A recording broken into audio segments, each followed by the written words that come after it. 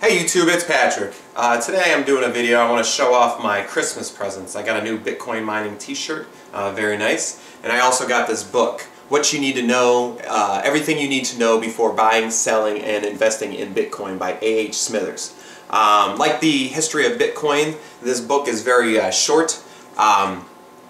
It's very much for beginners, so if you're a hardcore Bitcoiner and you know a lot about Bitcoin, I wouldn't recommend picking this up unless you're just obsessed with it and you want to know, any information you can, everything you can find out about Bitcoin. Because I did, even myself, I know a lot about Bitcoin. I did learn a lot of new things from this book, so it can be an asset either way. I talked to Samantha about it, and she said she only paid $6 for it, so it's a pretty good investment. And over this holiday season, I was able to talk to a lot of family members about Bitcoin because I wore this shirt over my aunt's house. And a lot of my family members are very curious about Bitcoin, but are still very unknowledgeable about it. They don't exactly know how to buy it, how to obtain it. Still wrapping their minds around it. Which really shows the true potential about Bitcoin, because these people are probably going to invest at least a little bit of money into it, and that's only going to drive up the value more as more new people get into Bitcoin.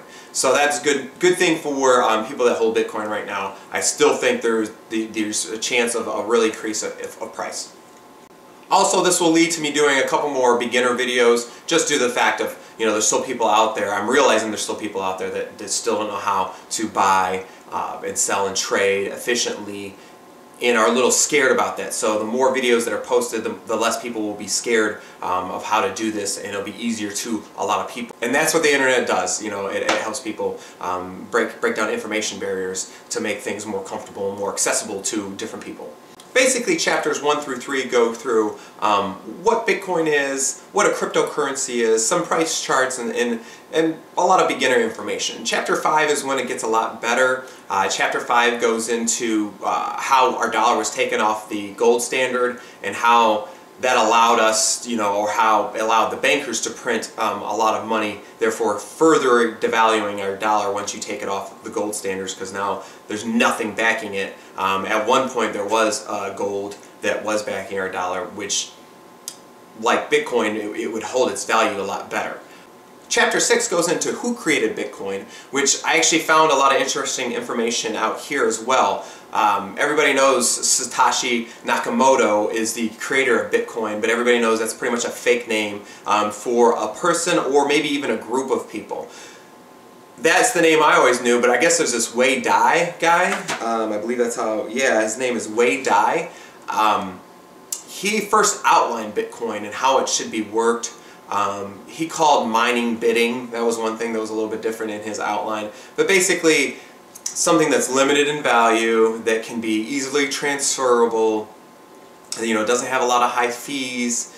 There's several, basic key things on his outline that Satoshi Nakamoto then turned into Bitcoin. So the idea of Bitcoin's been around for at least 15 years. But it took that long to get this idea into reality, which I found was, like I said, interesting information. I thought Bitcoin was only, say 5 years old or whatever. The fact that they had this email with this Wei Dai, with this outline of Bitcoin like 15 years ago, is pretty interesting information.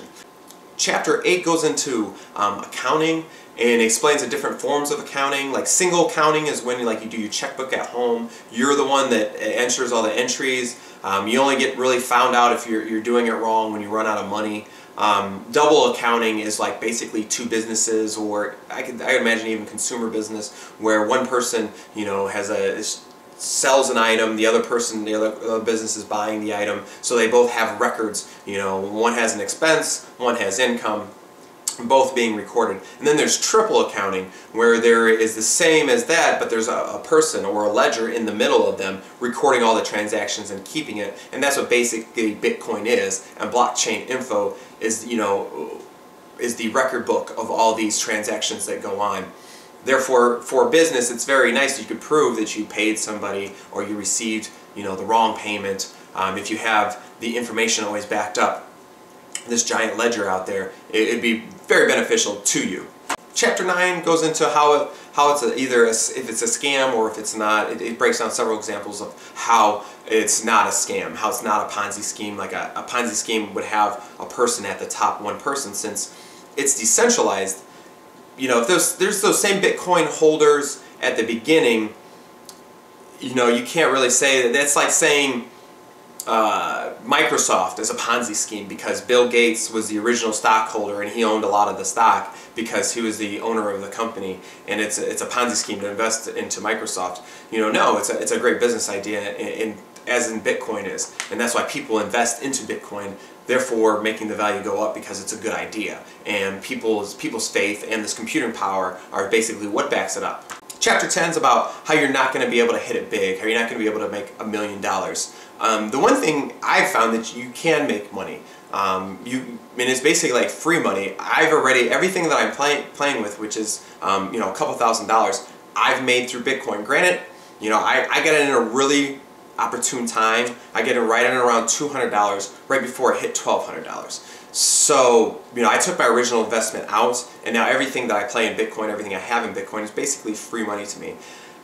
Are there still those opportunities? Maybe. I'm not saying to invest in Bitcoin if you don't have the money and try to hit it rich. But I still think you can make money from Bitcoin just from the fact that how the program is designed to go up as more people have interest in it, and the more people invest into it, the more it goes up. The more dollars are printed, the more value that value goes down. So I definitely think there's still potential there.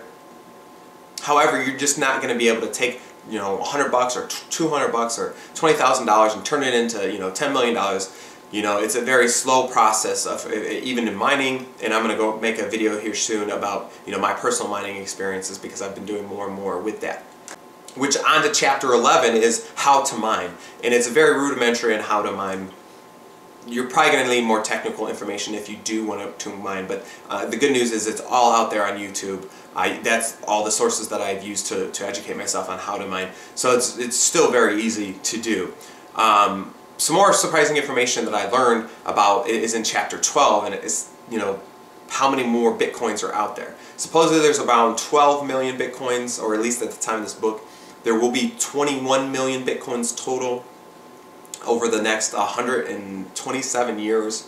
So that's interesting that Bitcoin will still be producing money in 127 years. I don't know if that changes for the mining equipment. If we keep throwing more and more mining equipment at it, will it, actually produce that faster? But I would still imagine it's still got to be around 100 years or so that we're still producing new Bitcoin. However, once again, it caps off at 21 million. That's what gives its value. There's thousands and thousands of circulated dollars out there, and that's what devalues our currency, whereas in Bitcoin is going to be the opposite of that because it's limited, and the more people that get in, the less that there's going to be available, and it's going to create more of a demand.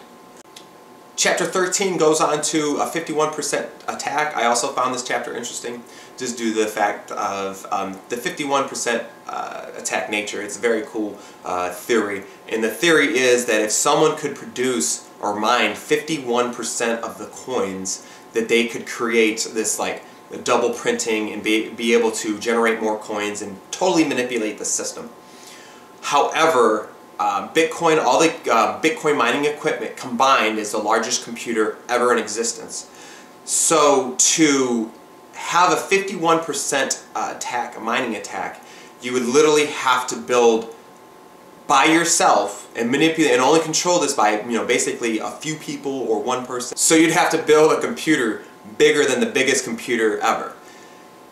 There would be way too much resources and time and effort to build something like this to be able to do that. So, and then once that, this is public knowledge, so once that happened, a lot of people would probably exit out of Bitcoin once something like that did happen. So they're just basically saying that Bitcoin is secure and there's not a lot of chance of this happening. Chapter 14 goes into deflation, which I also found was interesting. It basically, there's a lot of arguments for deflation if like people lose their Bitcoins or something of that sort, but it's impossible. It's limited. Once again, so if 100 Bitcoins get lost, it's only going to increase in value. That's actually going to increase the value. So the more people are careless with their Bitcoins and they lose them and they're out there forever, that means there's only 20, say you lose 1 million Bitcoins, there's only 20 million Bitcoins now in existence. So as people bid on those, they will be worth more and more. And it's simple proof in the fact that, in this book, Bitcoin was at $100. Now it's worth over $800. It was worth as over $1,200 at one point. So, you know, once again, the graph proves it. Since the beginning of Bitcoin, the graph goes up. If you look at the dollar, the graph goes down. It's based on value. That's why you'd want to be in something like Bitcoin. Is it going to change your life right now as far as like, oh, I can make online payments so much easier? You know, yes, that could be a result of Bitcoin, but the main reason why anybody would want to invest in Bitcoin is to hold the value of their dollars that they invest into Bitcoin. So it's more of a savings account, more of something, an investing tool, but you know, there's not even a lot of functionality with Bitcoin right now. As things change in the future, more and more retailers, I just heard Overstock.com is now going to be taking Bitcoin. You know, as this happens, you know, you're going to be able to spend your money that you save, and that's going to be, you know, fun as well, because, you know, you might double the amount of money you invested in it. So it's like, hey, I can spend some money, I can do it easily through these websites, or you know, maybe even physical, real life retailers would take Bitcoin someday.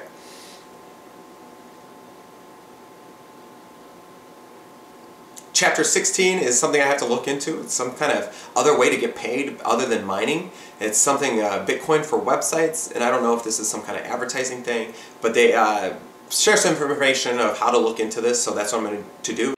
As I find this information to be worthwhile, I will post a video about it. Chapter 17 shows a real simple way of how to secure your Bitcoins, which is something I'm also going to be doing a video about and trying for myself, because I've realized that I've been a little loose with my Bitcoins, and once again, because it's kind of free money to me, so it's not that big of a deal if I lose them all. However, I do want to try to hang on to my profits. You know, they also talk, in the ending chapters, they also talk about taxes, legal ramifications. You know, there is none right now. Of course, if you make money, you have to pay taxes on what you make, whether it be a Bitcoin or any other currency. You know, as you make it, Uncle Sam wants you to pay money on it as income. Also, in the ending of the book, he gives his predictions, which I find are very interesting. At the time the book was written, this was only worth the Bitcoin was only worth $100. And he predicted by the end of 2013 to Bitcoin to be worth $500. It's actually worth $800 right now. Now, whether if it goes down in the next couple days or so, and he might be more accurate on his price, I still think it was a pretty good prediction. I think he came really close on that.